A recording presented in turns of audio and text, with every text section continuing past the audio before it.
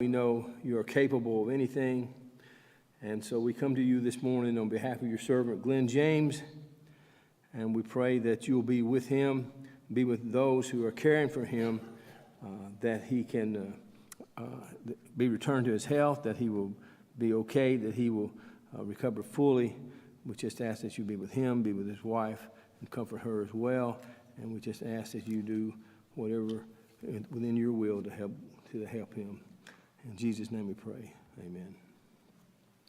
Okay, we'll go to stop. So at some point in time, will turn me off, and that's all. That's all I get. I can't even pay him to give me more. Okay, we're talking about Old Testament history and trying to put what else is going on in the world, but especially we're zeroing in on Old Testament history. Now, here is a map of the Eastern Hemisphere. And I just want to point out that there's a lot of people. See, here we are here, but there are people everywhere. It's not just Israel and Egypt and an empty world. In 1000 BC, there are people everywhere. Now, this is this map shows the whole world. And the yellow here, it says there are people who are hunter-gatherers. But you'll see there's civilizations everywhere. Now, here's where we are in the Israel, Palestine, Egypt area, where we've been spending all of our time. Egypt, during this time, about 1000 BC, Egypt is not as powerful as it once was. It's not the most powerful nation in the world anymore. Interesting, at 1000 BC, the most powerful nation in the world is here in China. It's the Zhou, it's pronounced Zhou. It's the Zhou dynasty, and it is the most powerful nation in the world here at 1000 BC. India is getting to be a very populous area, and it's growing quite a bit too. Now, interesting, there are people in America at this time. Now, some people in this room think God put them there. I won't name names. Some people think that people came across the strait in Russia here, and they end up migrating, down here and down to South America. Took a few centuries to do that, but we don't know. But we do know archaeologists have some interesting discoveries in this part of the country. I'm going to show you this. We'll zoom in here, and here's North America, and they have found people here. They have found evidence of people here. A lot of tribes in this area, and they seem to get along during the week, but they hate each other on Saturdays. And they're intelligent, but they're very uncivilized, and they're like this. That's pictures of them. I mean, that's very uncivilized. You can tell that now. But just want to point out, there are people in North America at this time, which is very interesting. Now, here's the timeline that we're working under. 970, David died. Solomon became king. Roger went over the reign of Solomon last week. We're going to touch upon that a little bit this week. 930, Solomon dies, and his son, Rehoboam, becomes king. But also in 930, the kingdom of Israel splits into the northern and the southern kingdoms. Now, one thing that God warned the people about, very early and very often, he warned the people about foreign gods. We're going to look at some of these warnings, because this ended up being the downfall of Israel. So here we are in Deuteronomy 6. Hear, O Israel, the Lord our God, the Lord is one. That's called the Shema. Have you heard that? In Israel, the Jews call that the Shema. Shema is the word for hear. Hear, O hear Israel, the Lord our God is one. Love the Lord your God with all your heart, with all your soul, and all your strength. And then in 6:14, a little bit later, it says, do not follow other gods, the gods of other people around you. And in Exodus 20, given the Ten Commandments. You shall have no other gods before me. You shall not make yourself an image in the form of anything in heaven above or the earth below. You shall not bow down or worship them. Exodus 34, you shall have no other gods before me. And skip down here a little bit. Obey what I command you. I will drive out before you the Amorites, Canaanites, Hittites, Perizzites, Hivites, Jebusites. We talked about all these a couple of weeks ago. Be careful not to make a treaty with them. Then it goes on to say, break down their altars, smash their sacred stones, cut down their Asherah poles. Oh, that comes up in Exodus. We don't know what Asherah pole is yet. Do not worship any other god. And now in Judges, when we get to Judges, we saw that too. After a whole generation had been gathered to their ancestors, the Lord, who knew neither the Lord nor what he had done for Israel, then the Israelites did evil in the eyes of the Lord and served the Baals. That's a name that pops up now. Served the Baals. They forsook the Lord, the God of their ancestors that brought them to Egypt. They followed and worshiped the various gods all around them. So when we get to the book of the Judges, we see that they frequently turn from God to worship all these other gods that were in the Canaanite area that they had specifically been warned about. Every time I move my coat, that does that. I guess I have to handcuff my arm. Now, let's look at this. We're going to look at some of these foreign gods. Who are these foreign gods that he's been warned about? Well, there's the god El, which El is a Seminite word, really, and Israelites use the word El often to talk about God. But this god, El, is the senior god of the Canaanites. And we don't hear much about El, but we hear more about his son. El's wife was supposed to be Asherah. She was a Canaanite fertility goddess, and she was supposed to be his wife. And this is where the poles came in. I'm going to show you the poles in a minute. They started making these poles, images of her, and they started worshiping these Asherah poles. And then we saw back up earlier in Exodus when he said, watch out for the Asherah poles. Well, that's what he's talking about now. So she was a, as I say, a fertility god. When you get into these fertility gods, there's a lot of really crazy practices that goes into worshiping these fertility gods, now the god that we hear most about is Baal. And when the Israelites invaded Canaan, 1406, remember when they invaded Canaan, Baal worship was all over Canaan. They said he's the son of El, but he is more powerful than El, according to the people there. Every cities had their own worship to Baal, and so you might see in the Bible Baal Meon, Baal Peor, Baal Hazor.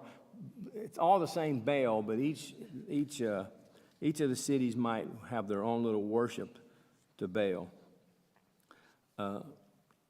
Worship, as I said, worship in Canaan was very widespread. 500 years later, when we get into the time of Kings, and Roger's going to get into that next week, we're going to see 500 years later, the practice and worship of Baal is still very prevalent in that area.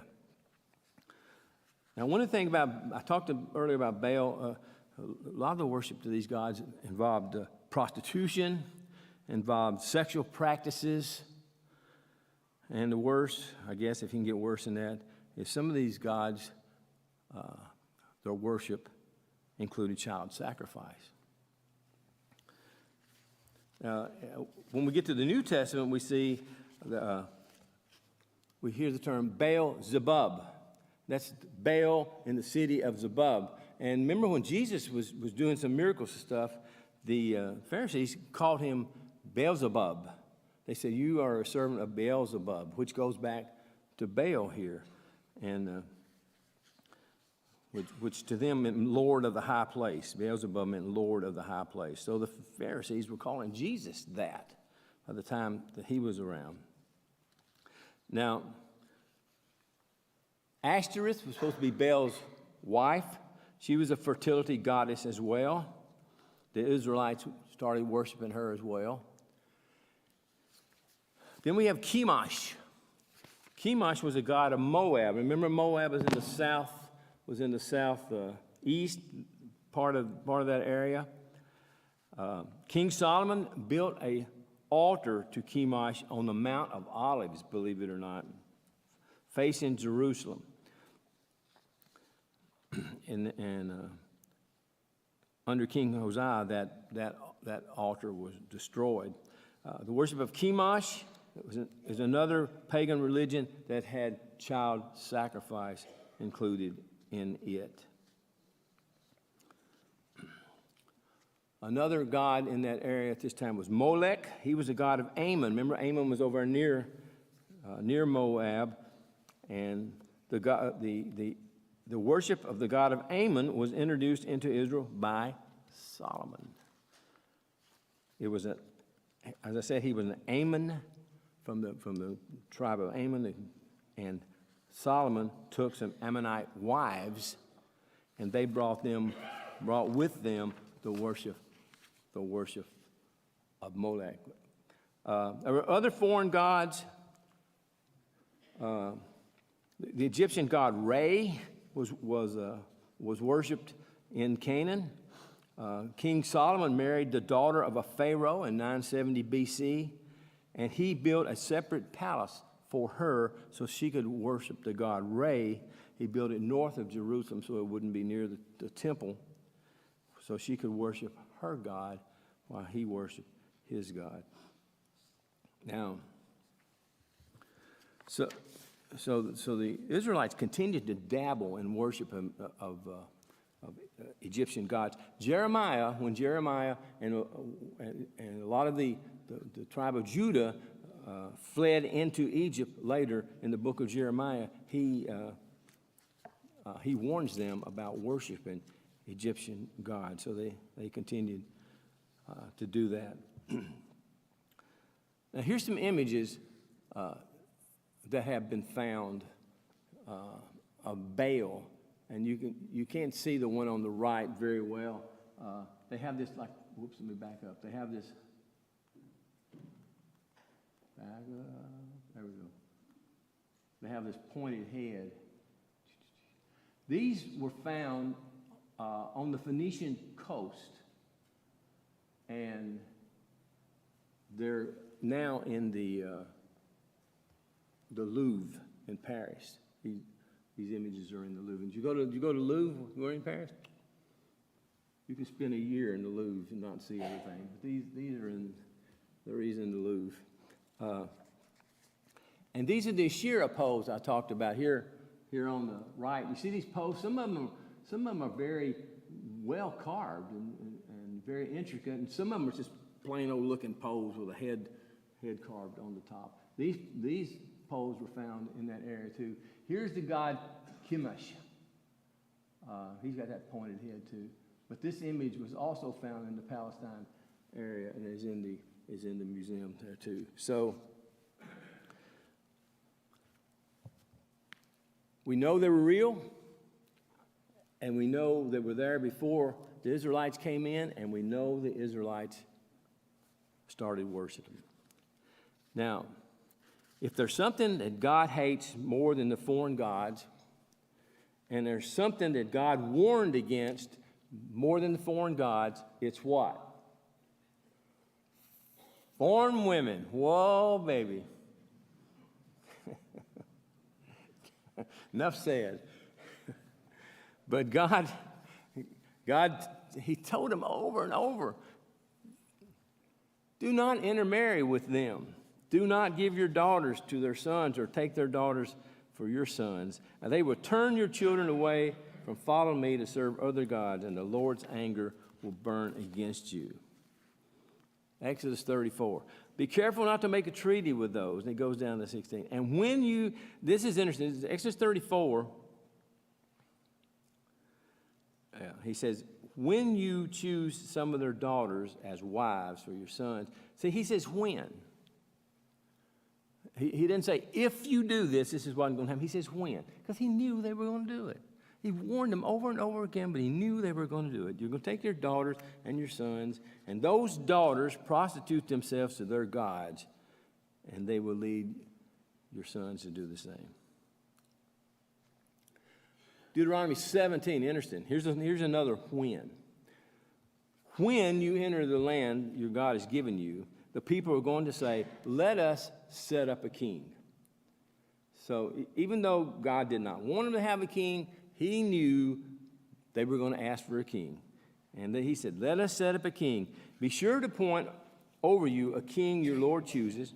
He must be from among your fellow Israelites. Do not place a foreigner over you, one who's not an Israelite. He must not acquire great numbers of horses for himself or make the people return to Egypt. He must not take many wives or his heart will be led astray. He must not accumulate large amounts of silver and gold. No horses, no gold, no wives. Who broke all three of those? Solomon. Now, David had foreign wives too, so let's don't give David a pass here. And here's Solomon. King Solomon, however, had many foreign women besides the Pharaoh's daughter. Moabites, Ammonites, Edomites, Sidonians, Hittites, everything that God has warned them against, Solomon dabbled in. They were from nations which the Lord had told the Israelites, you must not intermarry with them. Nevertheless, Solomon held fast to them in love. He had 700 wives of royal birth and 300 concubines, and his wives led him astray. And as he grew old, his wives turned his heart after other gods, and his heart was not fully devoted to the Lord. Foreign wives. And one more. He followed, this is Solomon, he followed Ashtoreth. We just looked at Ashtoreth, the goddess of the Sidonians, Molech, the detestable god of the Ammonites. So Solomon did evil in the eyes of the Lord. He did not follow the Lord completely as David did. He built a high place for Chemosh on the detestable god of Molech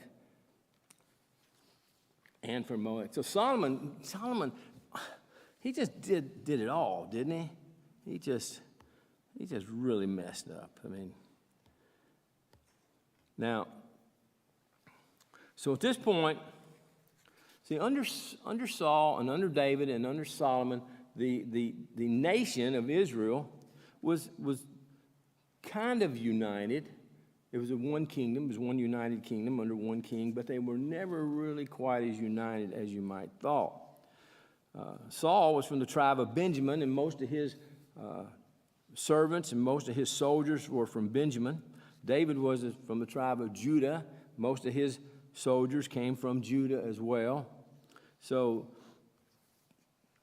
those two tribes remained kind of united, but there was a lot of resentment in the kingdom, especially among the 10 other tribes. So there was something simmering there, and there were divisions already. And after the death of Solomon, then we see that the division happened. Now, after Solomon, here's where we are. Egypt and Israel are weak at this point in time. We're around 930 BC. They're weak. But Syria, up in Syria, it's getting to be a growing threat. You remember Roger talked last week, the Syrian king gave Solomon 9,000 pounds of gold. Can you imagine 9,000 pounds of gold that he used in his building practices? So Syria is a very strong country at this time. Now, after Solomon, then the king of Syria, Rezon, he was pretty powerful at this time, and he began then to encroach himself down into Palestine. He took back Damascus, which was under Solomon for a while. He took back it. And then there was another one, the prince of Edom, Hadad. Edom, remember I told you where Edom was. Hadad is very interesting. During the reign of David, David had his captain, Joab, take his army into Edom and told him to kill every man in Edom. And they spared one man, one boy. One boy got away. A boy by the name of Hadad got away and escaped to Egypt. And when he got to Egypt, he married the sister-in-law of the Pharaoh, and he became very popular. And then, as he got older, he raised his own army, and he began to harass Solomon in the lower part of the kingdom. So toward the end of Solomon's rule, we see now he's catching it from both sides. Now, so Rehoboam succeeds Solomon. Rehoboam is the son of Solomon, still in the line of David. The kingdom of Judah, which is Judah and Benjamin, always stayed under the lineage of David, under the dynasty, if you will, of David. Why we're going to see that the northern kingdom does not do that. Rehoboam was the son of an Ammonite princess. So we talked about Solomon marrying the foreman wives. Well, he had several Ammonite wives, and one of them bore him his. Obviously, this must be his first son. The Bible does not tell us how many sons Solomon had. Like last week, I told you about David. How many did David have? 19. We know David had 19. The Bible tells us that. We don't know how many Solomon had, but we know that Rehoboam, and unlike when Saul was killed, there was a little intrigue. When David died, there was a little intrigue. But when Solomon died, there was no intrigue. Rehoboam was king. Everybody knew it. There was no intrigue at all. And he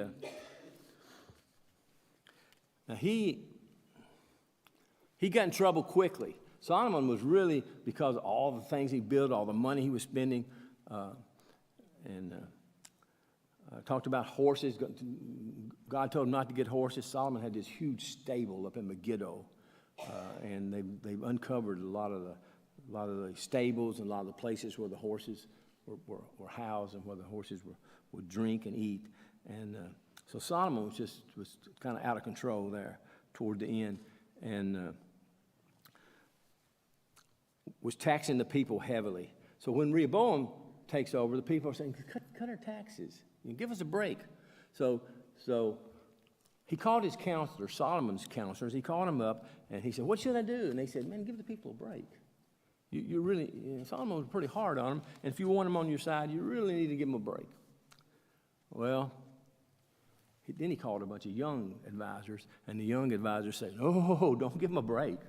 Tax them harder. Hit them hard, man. You need to get some more money out of these people. And so the northern kingdom's like, we've had it. We have had enough. So they chose Jeroboam to be their king. They chose Jeroboam. He was not of the lineage of David, not of Solomon. He was an Ephraimite from the tribe of Ephraim up in the north, and he was a mighty warrior. He got a well-known reputation for being a great warrior. He came to Solomon's attention, and Solomon then made him a servant. He made him kind of a foreman over a lot of his building projects. He had great energy. And it's during this time that the prophet Ahijah came to Jeroboam, took off his coat, tore it into 10 pieces, said, God is going to give you a kingdom. Now, bring this up because up until now, we've seen a few prophets. We've seen Nahum, we've seen, Nathan, we've seen Samuel, and a few prophets. But at this point in time, we have a prophet coming to Jeroboam and says, you're going to be a king. From this point on, we're really going to see a lot of prophets. And especially there's a couple of times in this time frame I'm talking about to the prophets. But next week when Roger gets into the next part of it, we're going to see some very formidable prophets. From this point on, we're going to see a lot of the prophets. So when you take the book of the prophets, and we're going to try to do this, when you take the books of the prophets, you can embed them into the history of Israel and see what they're saying to the people of Israel. Makes the prophets make more sense when you understand when it was written, who it was written to, why it was written, and so from this point on, we're going to hear a lot from the prophets. Now, Solomon tried to kill Jeroboam. He was getting pretty popular. Solomon tried to kill him, so Jeroboam escaped to Egypt. And then later, Jeroboam puts up an army, and he comes back into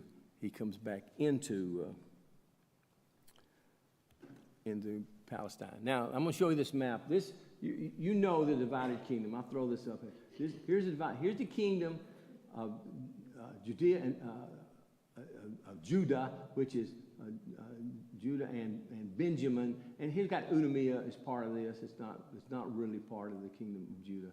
So here's Moab. We talked about Moab. Here's Edom. Talked about Edom. Here's Ammon here.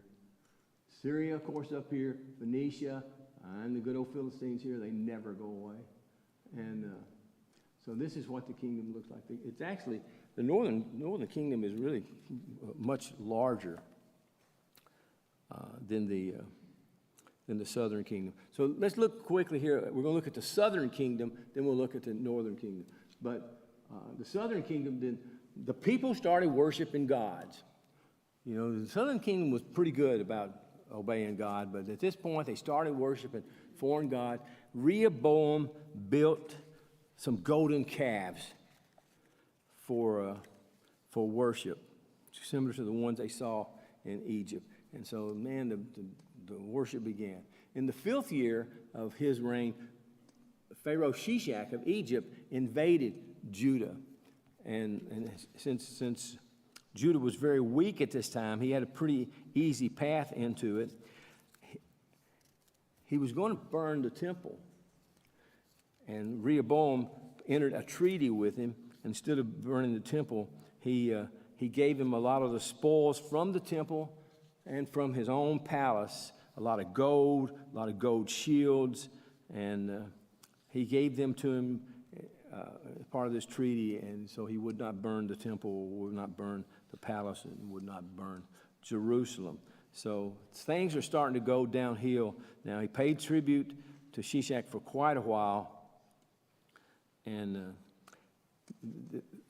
we see at this time that the people of Phoenicia have gotten stronger. They're starting to make inroads into the northern kingdom, and just things are beginning to fall apart now. Now, after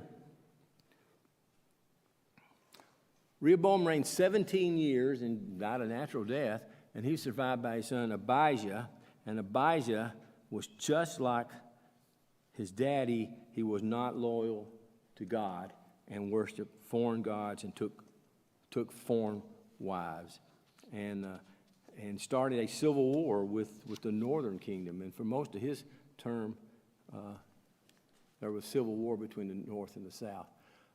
Again, he was not faithful. He ruled 3 years. Then he was succeeded by his son Asa. Now, he was the third king. He reigned 41 years. He reigned longer than anyone. And he started off strong, but he started worshiping foreign gods as well. And he did not rely on God. He did it first, but then later he got away from God. He started to fight with Ethiopians without consulting God, and that wasn't what God wanted. Then I found this very interesting in the Bible. He developed a disease of the foot,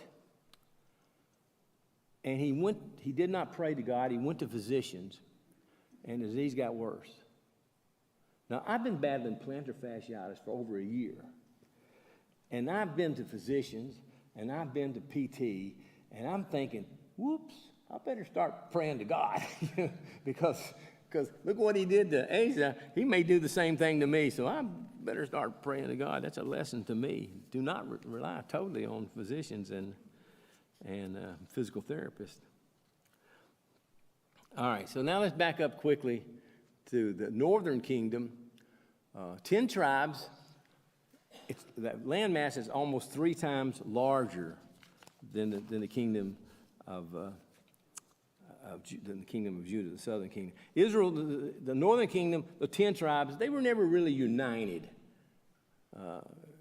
They were 10 tribes. You can call them a kingdom, but they were 10 tribes. They never were very united. Never fought together very well. They had a prophet came to Jeroboam at one point and told him not to worship the foreign gods that he was worshiping. But he didn't. Jeroboam built shrines at Dan and Bethel. Now, if you remember the northern kingdom here, here's Bethel in the south. Here's Dan in the north. So he built shrines to these foreign gods in the extreme parts of his kingdom. Now, he died. His son Nadab succeeded him. He was the last king of Jeroboam's dynasty. He tried to invade, I don't have it on the map, he tried to run the Philistines out of the town of Gibbethon, which was in the territory of Dan, right next to Philistia. So he started a war with the Philistines. He tried to drive them out, but he was not able to drive them out. But during the contest,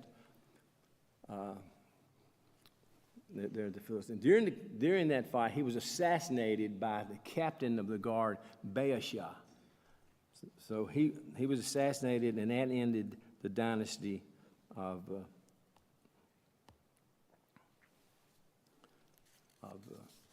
Jeroboam. So Baasha becomes king. He reigned for 22 years, and he was a very evil king. He worshipped the foreign gods like the kings before him.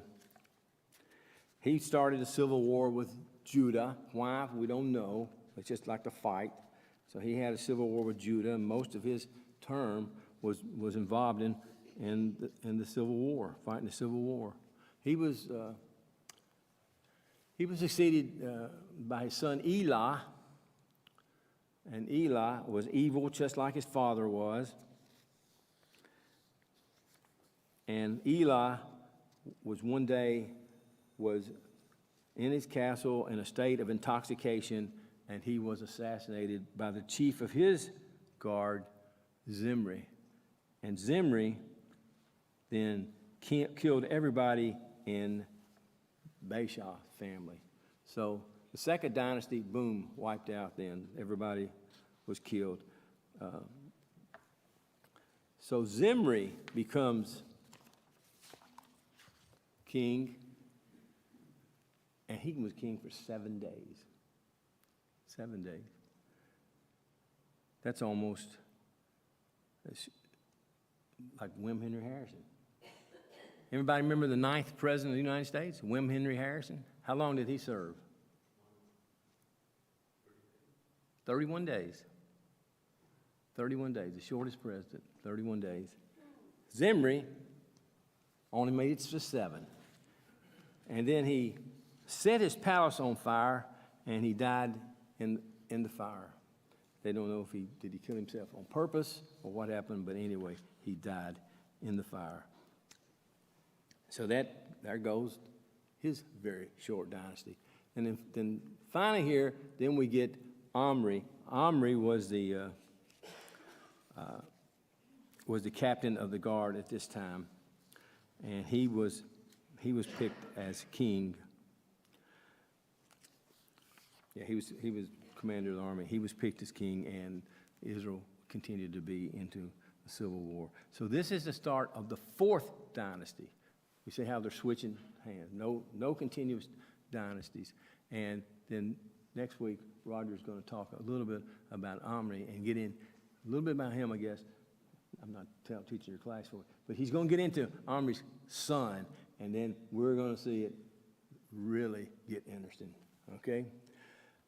Man, I did it. I skipped a lot of stuff, didn't give you any time to talk, and I know I talked off too fast. Any questions? Anything you didn't understand? Anything you need some? See, there's my time. Bingo. Anything else? All right. So next week, then we're gonna get deeper into the kingdom, the northern kingdom. What happened to that when it just only lasted? What's that? What happened to that when it didn't run, stay president so long? William Henry Harrison? William Henry Harrison gave a very, very long inauguration speech, and it started to rain, and he kept talking and talking and talking like politicians do, and then he caught some sort of cold or pneumonia or something, and he died in 31 days. Didn't really do anything. As president, didn't really accomplish anything. 31 days, you can't hardly accomplish anything. Good question. Interesting. All right, very good. Have a great day, everybody.